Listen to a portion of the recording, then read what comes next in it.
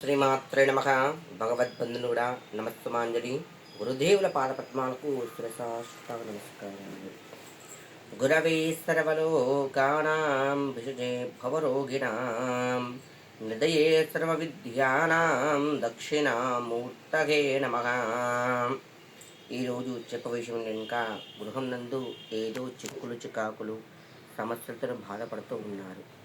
అన్నీ ఉన్నా కూడా ప్రశాంతమైన వాతావరణం లేదు. భర్తతో కానీ సంతానంతో కానీ ఏదో ఒక చిక్కులు ప్రశాంతత లేకపోవడం జరుగుతూ ఉంటుంది.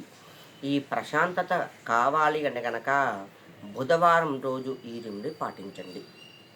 ఎలా పాటించండి కనుక ఒక ఎర్రని గుడ్డ నందు ఎర్ర క్లాత్ నందు ఒక 3 పిడికిల తెల్ల బియ్యాన్ని వేసి అందులో 11 రూపాయలు, ఒక పసుపు కొమ్ము, ఒక గోమతి చక్రము అందులో ఉంచి మూట కట్టి గంధం కుంకుమ బొట్టు పెట్టి అలంకరించి 2 అగరబత్తులు వెలిగించి ఈశాన్యానికి అంటే మెయిన్ ద్వారం ఏదైతే సింహద్వారం ఉంటుందో అవకాశం ఉంటే ఈశాన్యానికి ప్రదేశంలో కట్టే ప్రయత్నం చేయండి.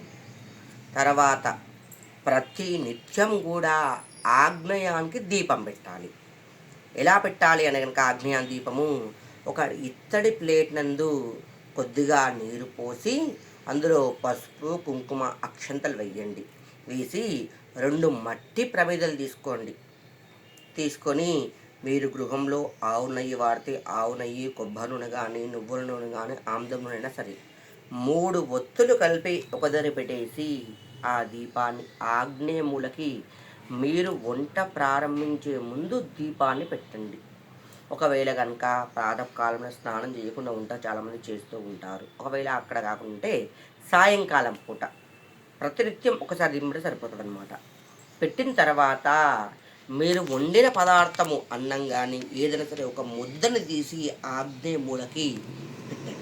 ముద్ద చేసి పెట్టాలి, అట్లేం పెట్టకూడదు. ఒక ఆకు కానీ ఒక ప్లేట్ కానీ పెట్టాలి. మరుసటి రోజు ఉదయాన్నే తీసి అవి ఎవరి తొక్కని చోట్ల కానీ లేకపోతే ఇంకా పక్షులకు కానీ నివేదించండి. అది మంచిగా మళ్ళీ క్లీన్ చేసుకొని మళ్ళీ మరుసటి రోజు దీపం పెట్టాలి. ఇలా ప్రతినిత్యము దీపం పెట్టడం ద్వారా మీ గృహం నందు ఉన్న అశాంతత మొత్తం పోతుంది. ప్రశాంతమైన వాత కలుగుతూ ఉంటుంది. ఆ మూట కడతారు కదా, కనీసం 6 మాసాలకు ఒక మారు మార్చాలి మూటని. ఆ బియ్యం తీసి దాన ధర్మం ఏదైనా చెయ్యొచ్చు. మళ్ళీ తర్వాత మళ్ళీ ఫ్రెష్గా మూట కట్టి పెట్టాలి. ఇలా చేసుకురనుకో గృహం నందు నెగటివ్ ఎనర్జీ లేకుండా గృహం నందు ప్రశాంతమైన వాతావరణం ఉంటుంది. ఇది చేసేదానికి ఎలాంటి మంత్రాలు కానీ ఏమీ అవసరం లేదు. మీరు మనసు పూర్తిగా ఆ దైవుని, మీ ఇష్టమైన దైవాన్ని స్మరిస్తూ ఈ కార్యాన్ని చెయ్యండి. విద్య మంచిగా కూడా గృహం నందు కూడా ప్రశాంత వాతంతో సుఖ సౌఖ్యాలు అనుభవిస్తూ ఉంటారు. శ్రీమాత్రే నమః.